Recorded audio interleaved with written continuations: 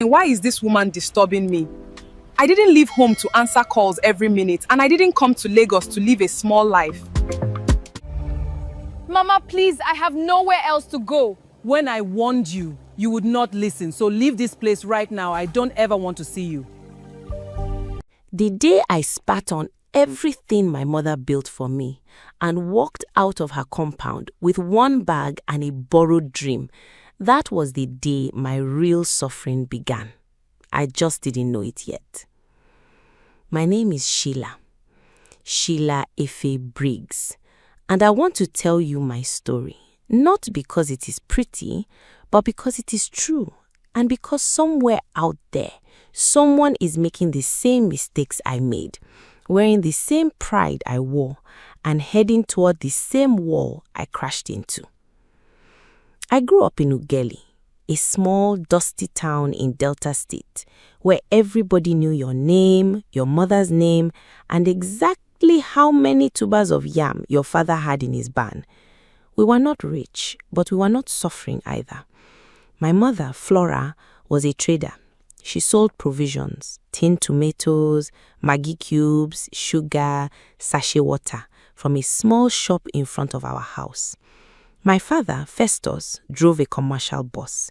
Every morning he left before the sun. Every night he came back smelling of engine oil and hard work.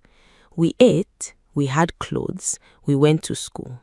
But I hated it. I hated the mud on the road when it rained. I hated how everyone's business was everyone else's business. I hated that our generator ran for only 2 hours a night. I hated that my school uniform had been washed so many times it turned from white to a tired, sorry grey. I hated that the most exciting thing that happened in Ughelli was when Pastor Gideon's wife, Rebecca, wore a new lace fabric to church and the women whispered about it for 3 Sundays straight. I hated ordinary, and I swore with everything inside me that ordinary was not where I would die. My escape plan had a name. Her name was Cynthia. Cynthia was my cousin. She had moved to Lagos 4 years before me, and every December when she came back to the village, she came back like a movie. New hair, new shoes, skin that glowed like she bathed in something expensive. She always brought small gifts, a wrapper for my mother, slippers for the younger ones, and she always had this smile on her face.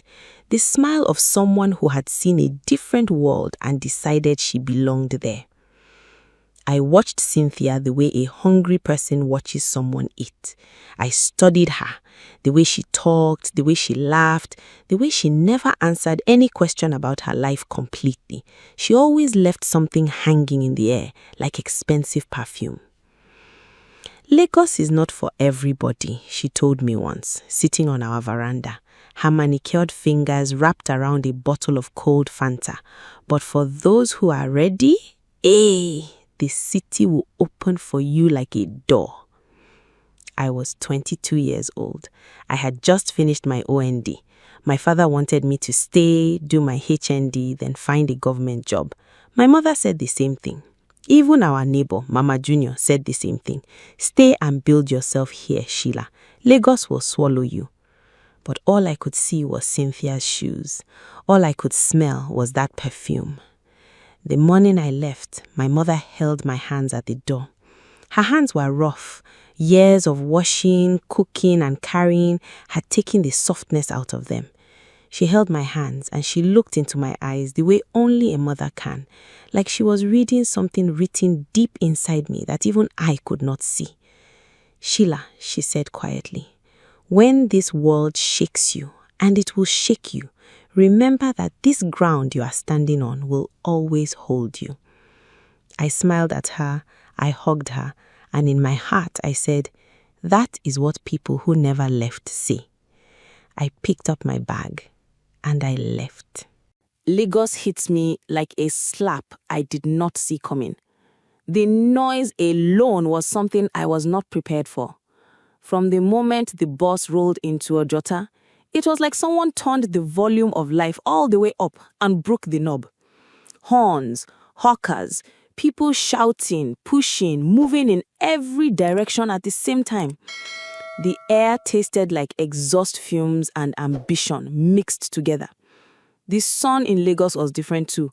It did not warm you, it pressed down on you, like it was trying to flatten you into the concrete. Cynthia picked me up. She came in an Uber, which was already the most impressive thing I had ever seen someone do just to pick a person from a park. She was wearing a bodycon dress, gold earrings, and shoes that clicked on the ground like a statement. She hugged me, and I smelled that perfume again. Up close, it was even more overwhelming. "Welcome to Lagos, baby girl," she said, laughing. "Your life starts today." She lived in a one-bedroom flat in Surulere. It was small, but she had arranged it to look like something out of a magazine. String lights on the wall, a small television mounted up high, a kitchen that smelled like air freshener and jollof rice. I slept on a mattress on the floor of her sitting room, and I told myself it was temporary. Everything was temporary. I was on my way somewhere. Cynthia got me a job 2 weeks later, a receptionist position at a small logistics company in Isolo. The pay was 35,000 naira a month. It was not much, but I wore my best clothes every day. I learned to walk with my shoulders back, and I watched everything. How the boss spoke, how the office girls dressed, what the rich clients drove, what their shoes looked like. I was studying, taking notes with my eyes. 6 months in, I had made 2 friends. Tracy, who was loud and funny and knew everybody in every club in Lagos, and Lara, who was quiet but sharp, the kind of girl who said little, but when she spoke, you felt it. The 3 of us became close quickly. We ate together in the canteen, we gisted on our lunch breaks, we complained about our salaries, and laughed about our landlords. It was Lara who first told me about Stanley. "There's this guy," she said one afternoon, unwrapping her eba and staring at me with a look I could not yet read. "He has been asking about you." "Asking what?" "Your name, whether you have a boyfriend, whether you are serious." She paused. "He is not ordinary, Sheila. His family is in real estate. He drives a Benz. He does not play." I told myself I was not interested in any man. I had come to Lagos to build myself. But that night, when I was lying on that mattress on the floor of Cynthia sitting room, listening to the sound of a city that never slept, I thought about what Lara said. He is not ordinary. Neither was I, or so I believed. I met Stanley Thompson 3 days later, at a small get-together Tracy organized at a bar in Victoria Island. And the moment I saw him, something inside me did something I did not give it permission to do. He was tall, clean, the kind of man who looked like money without trying, like even his silence was well-funded. He had a calm about him, an ease, like the world had never once been difficult for him.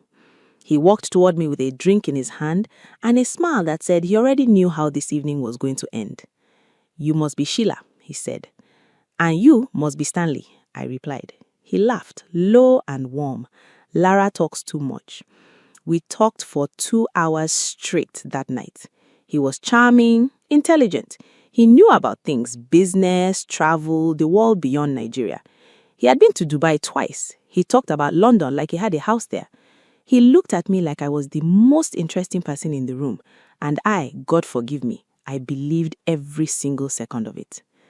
By the time I got home that night, I was not thinking about building myself anymore. I was thinking about Stanley Thompson. And that, right there, was where the real story began to turn dark. If you are watching this and you have ever lost yourself trying to become someone else, this chapter is for you. And before we go further, if this story is already hitting you somewhere real, please subscribe because this is just the beginning.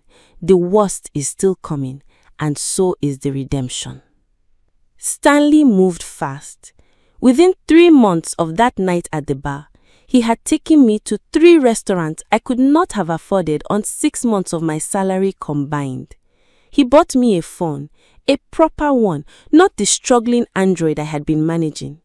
He took me to a birthday party in Lekki, where I saw for the first time in my life what real Lagos money looked like up close. And I changed. I did not notice it happening.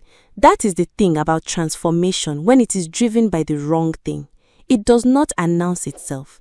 It creeps, it whispers, it replaces you slowly, one small decision at a time, until one day you look in the mirror and the person staring back is someone your mother would not recognize. I stopped calling home as often. Once a week became once in 2 weeks. Once in 2 weeks became once a month. My mother would call and I would see her name on the screen, and I am ashamed to say this, sometimes I would press the side button and send her to voicemail. I told myself I was busy. I told myself I would call back. I told myself she would understand. She always called back. I stopped going to church.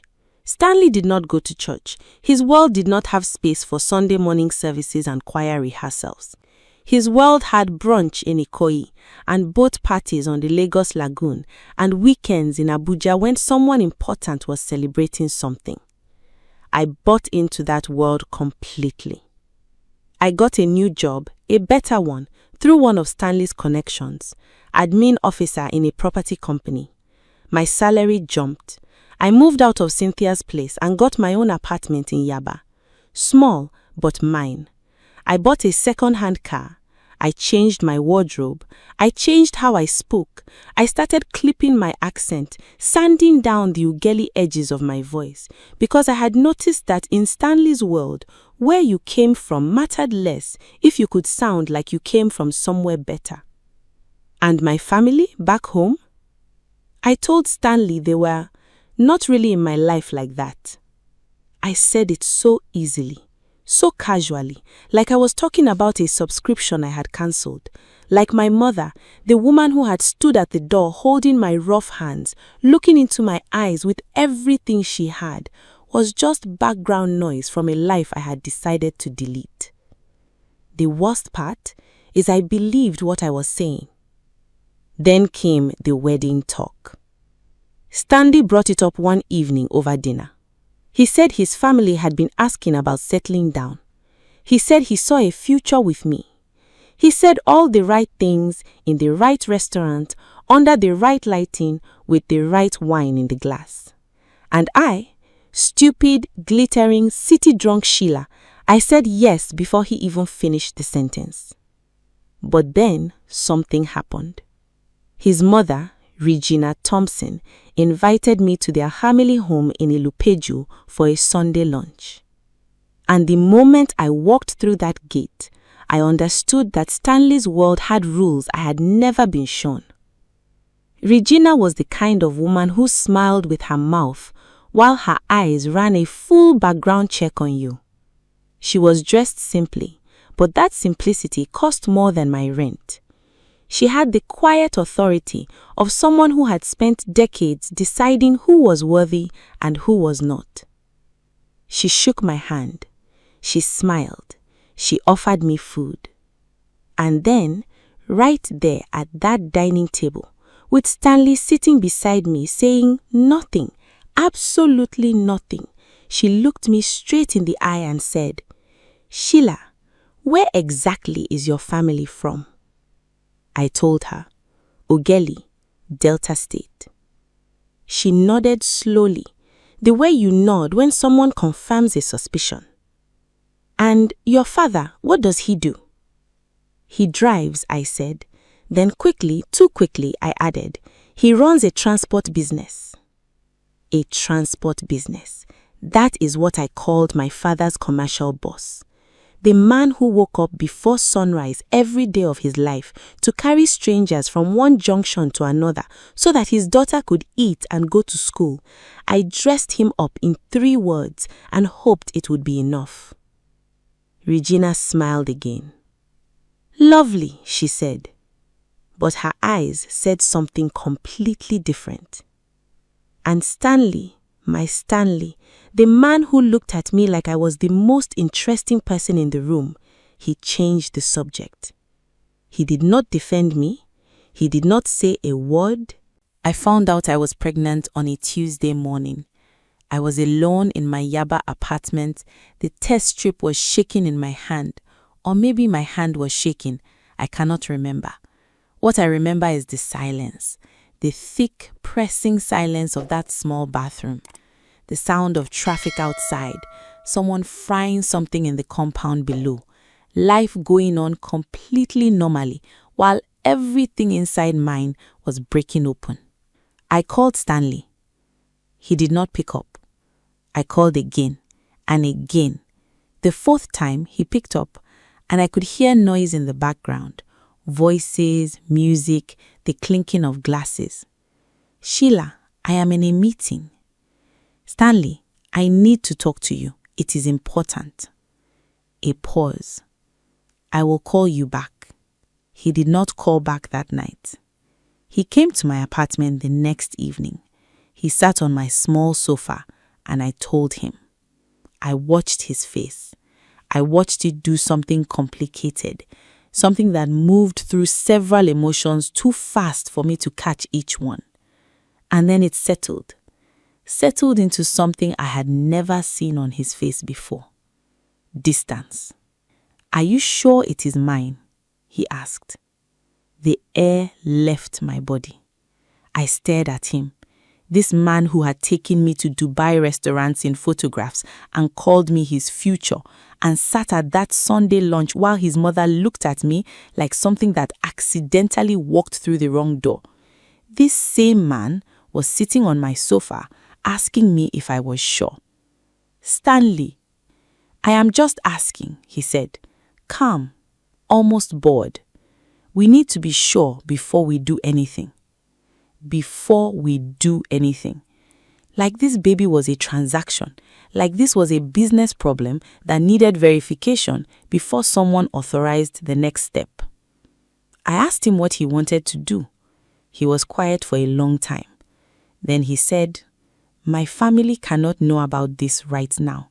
You understand? I understood perfectly. Over the next 3 weeks, Stanley's calls became shorter. His visits stopped. He was always in a meeting, always traveling, always something. Tracy noticed. Lara noticed. Lara, who had always been the quiet, sharp one, sat across from me in a restaurant one afternoon and said what I was not yet ready to hear. Sheila, that man is not going to marry you. I don't know him, I said. I know men like him, she said, and I know you. You have been carrying this pregnancy alone for 3 weeks. Where is he? I had no answer. Then came the Sunday that destroyed me completely. My neighbor, a woman named Sonia, who knew everything about everybody, knocked on my door with her phone in her hand and a look on her face I will never forget for as long as I live. Is this not your Stanley? She asked, showing me the phone. It was an Instagram post. Stanley Thompson, smiling, in a suit, at a traditional wedding, his own traditional wedding, to a woman named Favor, fair-skinned, well-dressed, the daughter of a senator whose family the Thompson family had been connected to for years. The post had been up for 6 hours. I thought about calling my mother, but I had not spoken to her properly in 4 months. What was I going to say? Mama, I lied about everything. I am pregnant, and the man I gave my whole life to just married someone else. I put the phone down. I sat on the floor of my apartment, and for the first time since I left Ogeli, I cried the way I used to cry as a child, with my whole body, with no sound, with my hands pressed over my mouth so nobody outside could hear. But the worst was still coming, because 2 weeks later, I lost my job. The property company was restructuring. My position was cut, just like that. No warning, no long notice, just a letter, an HR meeting, and a final salary payment. I had rent due, a baby growing inside me, no boyfriend, no job, no savings, because I had spent the last 2 years buying the life that Stanley's world required me to maintain. And then my landlord, a short, impatient man named Mr. Clement, knocked on my door and told me I had 30 days. 30 days. I sat in that apartment that night. and I took out my phone and I scrolled through my contacts. I was looking for someone to call, someone who would pick up without judgment, someone who would not ask questions that would make me feel smaller than I already felt. I scrolled past name after name. People I had been to parties with, people I had laughed with at rooftop bars, people I had tagged in photos when life was glittering. Not one of them felt safe enough to call. Not one. And that silence, the silence of a full contact list with nobody to call, that was the loneliest sound I have ever heard in my life. There is a particular kind of shame that sits differently from regular shame. Regular shame is what you feel when you make a mistake in public. You look down, you apologize, time passes, you move on. But the shame of going back to people you abandoned, people you embarrassed, people you looked down on while your wig was fresh and your life looked like something, that shame is a different weight. It does not sit on your shoulders. It sits inside your chest, pressing against your lungs, making every breath feel like an effort. I packed what was left. I sold some things, my second-hand car, some clothes, a small electronics item to cover the transport and keep a little in my pocket. I did not tell anyone I was coming. What would I see? Hello, it is Sheila, the one who told you Lagos was going to make her great. I am coming back. I am pregnant and I am broken. The bus ride from Lagos to Geli took 6 hours. 6 hours of watching the city disappear behind me. 6 hours of sitting with everything I had done, every call I had ignored, every lie I had told, every time my father's boss as a transport business, every time my mother's voice on the phone had carried a longing I had been too busy, too important, too city to respond to properly. I stared out the window, and the landscape changed slowly from concrete and noise to green, to wide skies, to the kind of quiet that only exists far from the city. And something inside me, something I had not felt in years, began to break open. Not the breaking of collapse, a different kind, the breaking of something that had been sealed shut for too long. We arrived at night. The Ughelli I stepped back into smelled like rain on red earth, like smoke from a neighbor's fire, like the particular darkness that comes when generator time is over. It smelled like home. And my body, my tired, humiliated body recognized it before my mind could stop it. I walked to my mother's compound. The gate was old, still the same green paint, now more rust than green. I stood outside it for a long time, long enough that the night sounds, crickets, a distant dog, someone's television started to feel like company. Then I knocked. I heard footsteps, then silence, then the gate opened.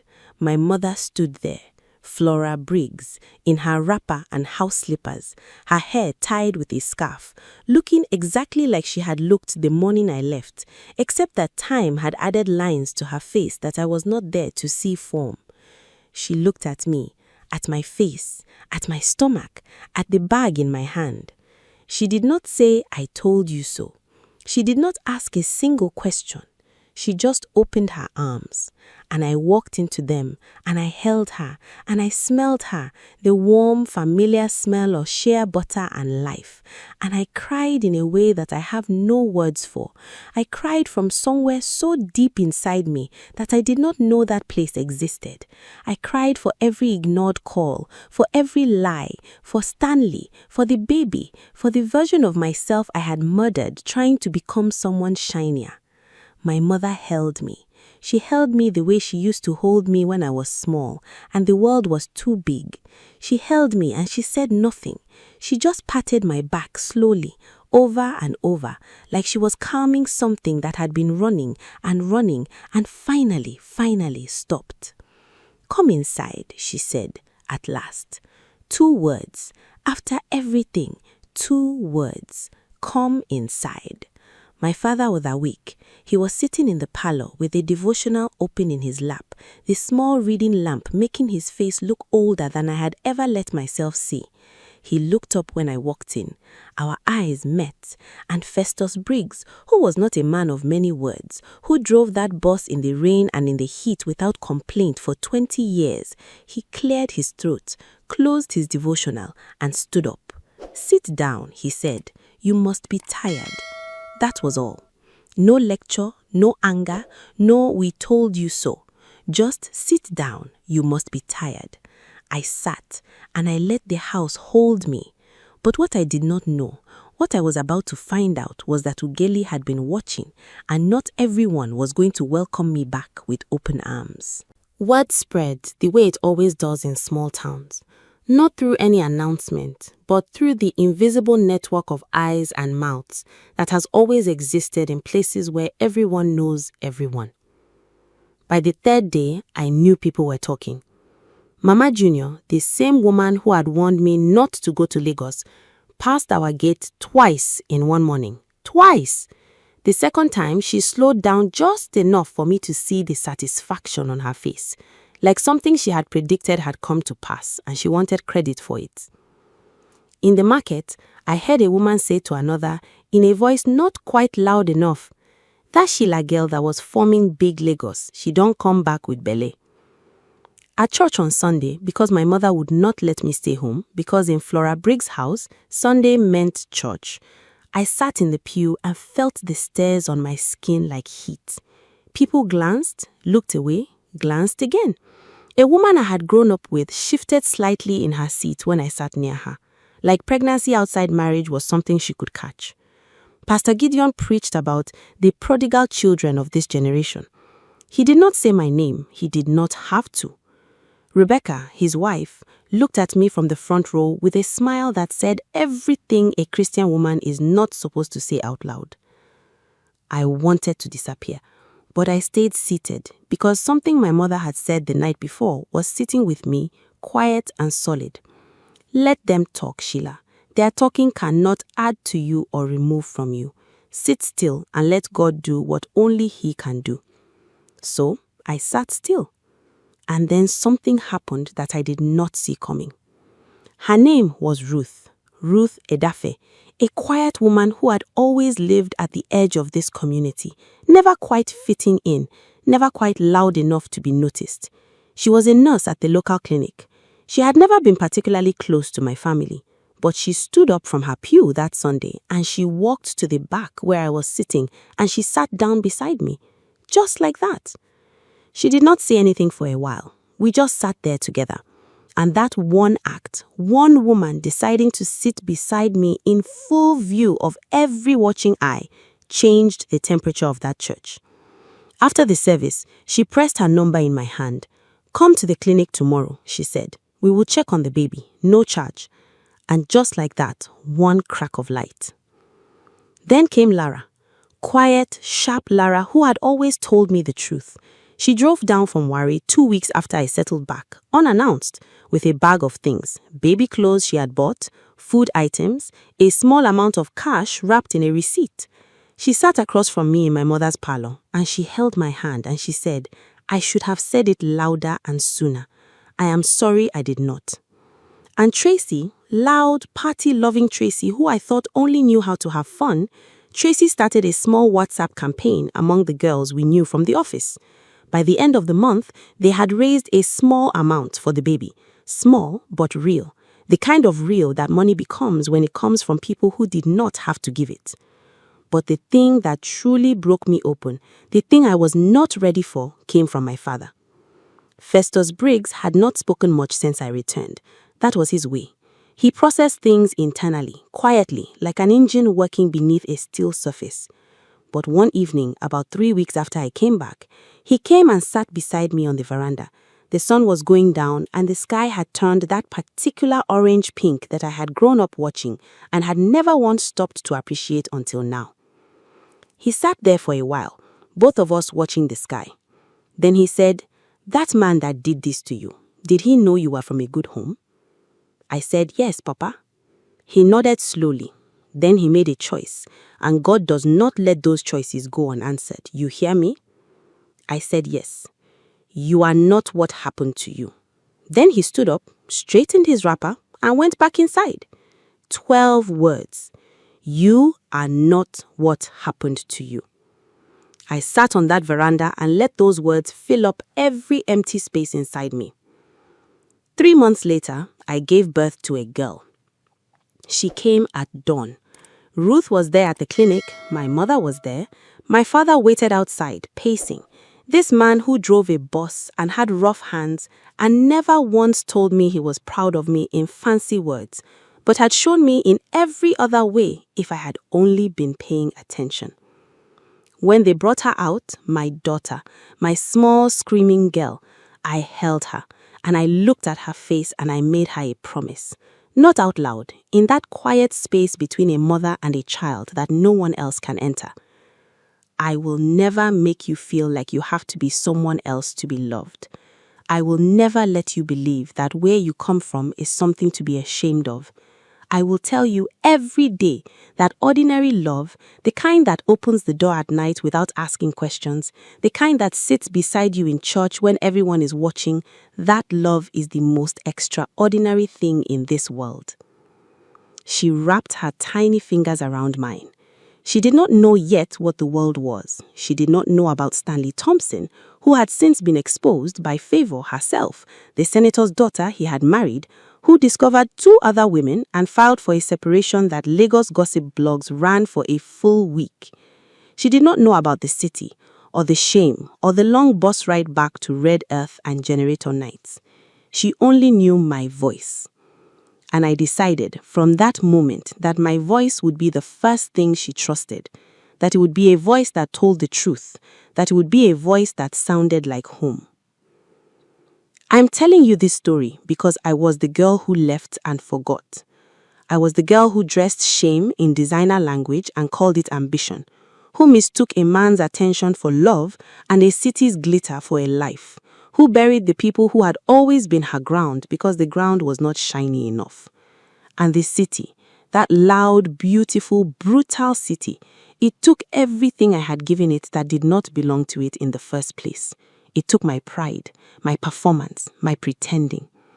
And then it sent me back, broken, to the people I had broken, who took me in anyway. If you are somewhere in this story, if you recognize yourself in the girl with 1 bag and a borrowed dream, or the mother standing at the gate, or the father with 12 words on a veranda at sunset, then you already know what this story is really about. It is not about Lagos. It is not about Stanley. It is about the thing we run from that turns out to be the only thing that can save us. It is about home. If this story moved you, if it stayed with you, please share it with someone who needs to hear it. And if you haven't already, subscribe, because every week we tell the stories that the world forgets to tell.